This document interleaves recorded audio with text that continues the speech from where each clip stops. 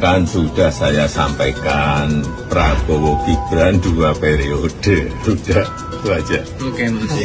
Nanti yang menentukan apakah Prabowo 2 periode atau tidak, selain yang Maha Kuasa, Prabowo sendiri. Assalamualaikum warahmatullahi wabarakatuh. Nah, Jokowi ya lagi-lagi mengeluarkan statement ya, sepertinya memang ingin memaksa Prabowo Gibran 2 periode. Pak, satu lagi Pak, nama Mas Gibran disebut potensial jadi capres 2029. Tanggapan Pak Jokowi? Kan sudah saya sampaikan, Prabowo Gibran 2 periode. Sudah, itu aja. Oke, Mas. Begitulah jawaban Jokowi saat ditanya wartawan tentang peluang Gibran maju sebagai capres berhadapan dengan Prabowo. Seperti yang sudah dibayangkan oleh Ahmad Ali, Ketua Harian PSI yang baru-baru ini ya, mengatakan kalau seandainya Prabowo melepaskan Gibran sebagai cawapres di Pilpres 2029 nanti, maka Prabowo akan berhadapan dengan Gibran.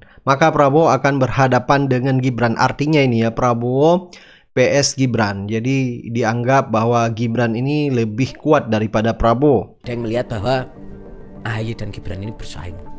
Hari ini memenangkan hatinya Pak Prabowo. Pak Alim sepakat melihat hal serupa juga? Kalau Mas Gibran sih sedang tidak bersaing dengan siapa-siapa. Justru akan berbahaya kalau kemudian ini dilepas. Oh, justru bahwa ketika nanti suatu saat Prabowo dan Gerindra ini melepas seorang Gibran, itu malah bahaya. Bisa jadi kompetitor yang... Iya, bisa jadi berbalik kompetitor kan? Dan kompetitor yang cukup kuat ya? Sangat kuat menurut saya. Nah, sampai pada akhirnya pun ya, statement Ahmad Ali ini diklarifikasi langsung oleh Ahmad Ali sendiri. Karena ya kalau kita lihat memang Jokowi menginginkan Prabowo Gibran 2 periode. Artinya Gibran tetap menjadi cawapres Prabowo. Karena Jokowi sudah mengkalkulasi ini ya, kalau misalnya Gibran mencalonkan diri sebagai capres, kemungkinan akan kalah telak. Ya, jadi tetap ya memaksakan kehendak supaya Gibran menjadi cawapres Prabowo. Dan kehendak Jokowi ya memaksakan Prabowo Gibran 2 periode ini mengundang komentar dari netizen di sosial media. Memicu berbagai spekulasi dan analisis politik dari lagi-lagi itu kan pemaksaan kehendak lagi-lagi. Ciri khas Jokowi kan begitu, memaksakan kehendaknya supaya Prabowo mau menerima Gibran kembali untuk periode kedua. Kan kita harus melihatnya begini. Apa motif Jokowi ini? Apa? Nah, kira-kira begini.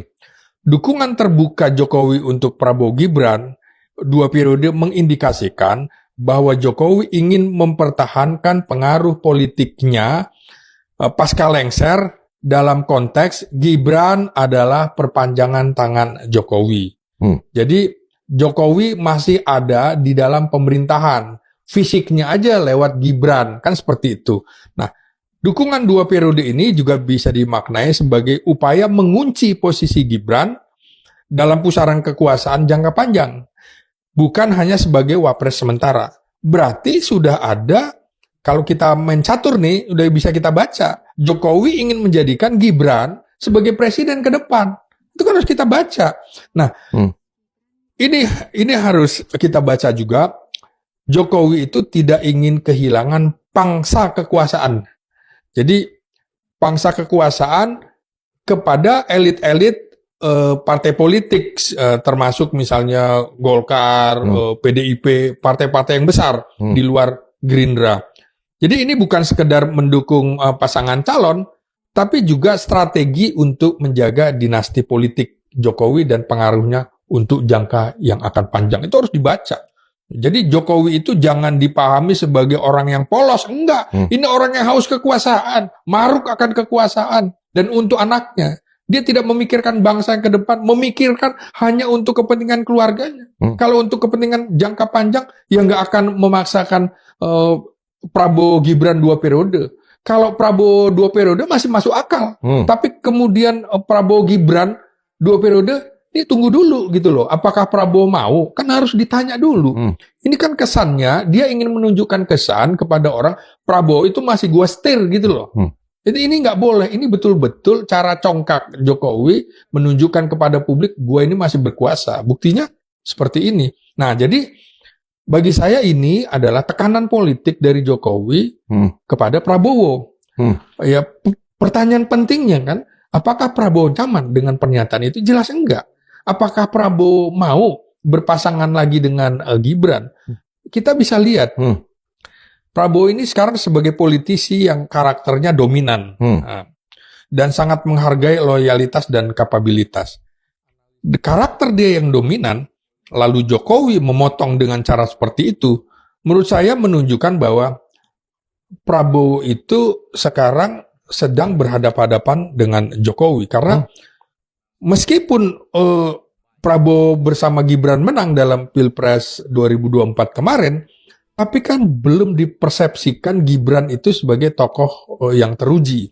Tokoh nasional ya? Ya, di level nasional. Makanya untuk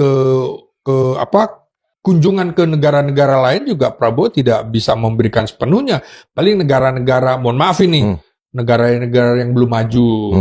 Contohnya Papua New Guinea. Tapi kalau di negara-negara besar seperti Rumah Jokowi selalu penuh orang. Oke, orang tuh ngapain? Menyampaikan cerita tentang kehidupannya, perjalanannya, pekerjaannya, dan sebagainya. Lalu Jokowi ngomong apa? 2 periode ya? Kan nggak nyambung gitu loh. Problem Indonesia hari ini bukan siapa paket 2029. Problem Indonesia hari ini memastikan mereka lulus dapat kerja.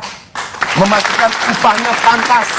Memastikan anak-anak yang usia sekolah SD, SMP, SMA mampu membayar sekolahnya. Itu problem mereka. Problem mereka bukan siapa paket 2029. Kalau seorang negarawan, dia akan menjawab problem-problem rakyatnya, bukan problem anaknya. Tapi politisi selalu akan berbicara tentang pemilu ke depan. Wajar nggak mereka kecewa? Terus kita ini apa? Diminta bayar pajak doang tapi kagak dipikirin. Kan itu yang ada dalam kepala mereka. Mereka beli apa-apa bayar pajak, tapi mereka bilang, ayo dong negara, pikirkan dong setelah saya lulus bagaimana? Setelah saya lulus saya kerja di mana? Gaji berapa? Kan sederhana itu yang mereka minta. Tiba-tiba jawabannya apa? Udah, 1 paket aja 2009. Itu nggak menyelesaikan persoalan. Ya oke, jadi apa yang disampaikan Bung Adian ini sebenarnya manipulatif juga ya. Karena Pak Jokowi tidak pernah menyangkut pautkan aspirasi yang berkembang itu. Lalu kemudian 2 periode.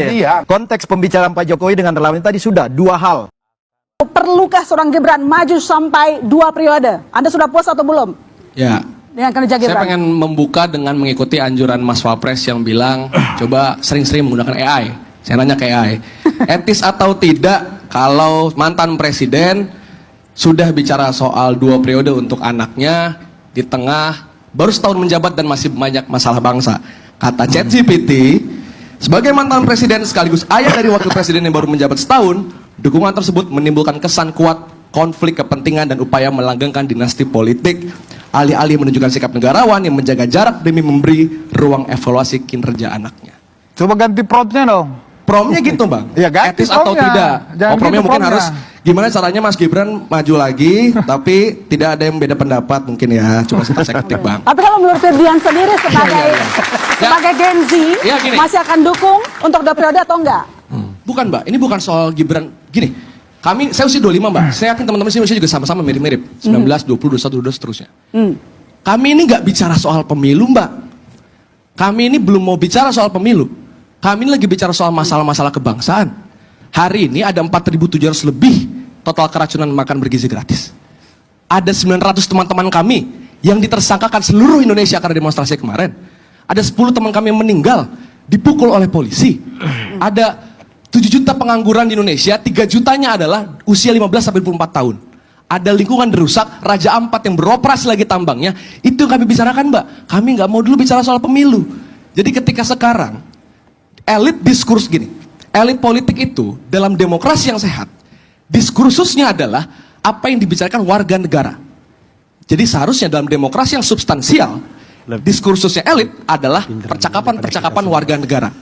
Warga negara hari ini bicara soal masalah-masalah kebangsaan. Masalah-masalah ekonomi, sosial, politik, demokrasi. Masih ada puluhan teman-teman kami yang masih ditangkap di Polda Metro Jaya misalnya. Jadi pandangan Ferdian, seorang Jokowi lagi kebelet? Artinya seorang mau Jokowi kayak mau siapa yang bicara soal ini, bagi kami tidak peduli terhadap generasi muda ke depannya. Itu aja. Jelas Pak. Gue nggak akan capek untuk bilang selama Jokowi belum diadili, selama itu juga kita nggak usah berharap Indonesia jadi negara yang maju, sejahtera. Karena toh penegakan korupsi masih tebang pilih, masih dijadikan alat kriminalisasi. Ahok baru aja bernyanyi tentang korupsi Pertamina. Ini persis gue ngelihat kasusnya kayak Tom Lembong, dan sampai kapan kita mau dengar kayak gini? Kalau kita recall, Tom Lembong dituduh korupsi, kerugian negara, padahal dia nggak menerima sepeser pun uang ke kantongnya.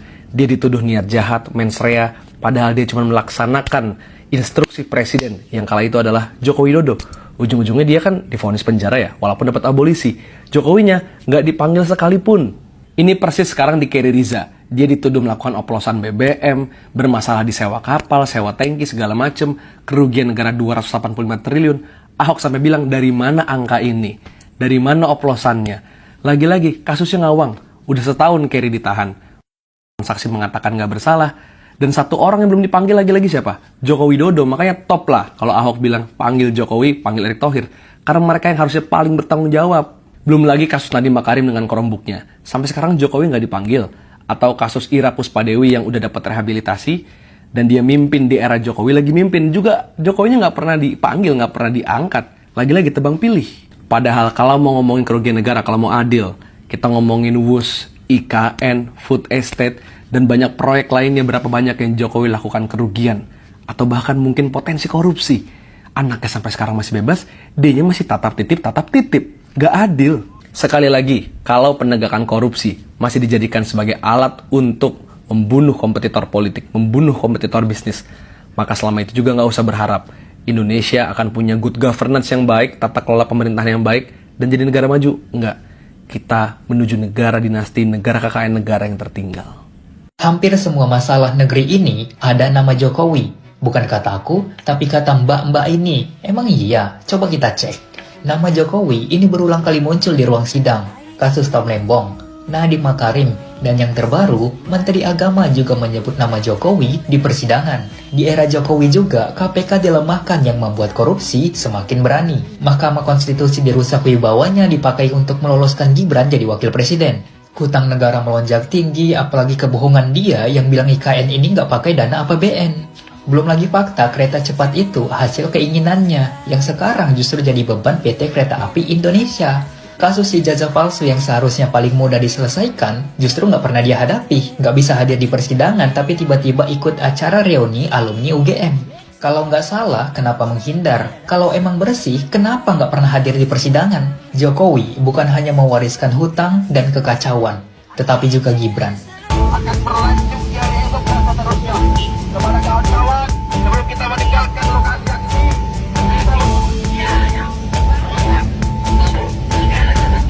Republik Indonesia yang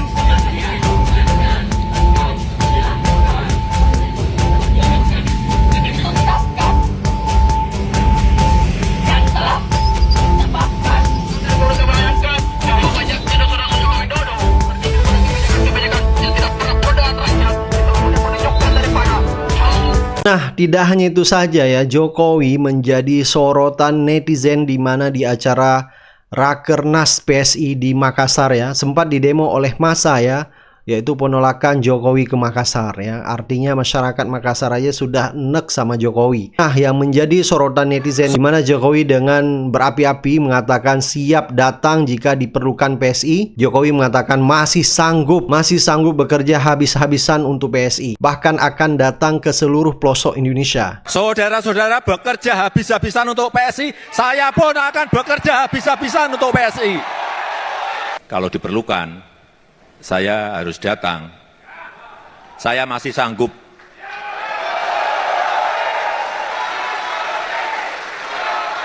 Saya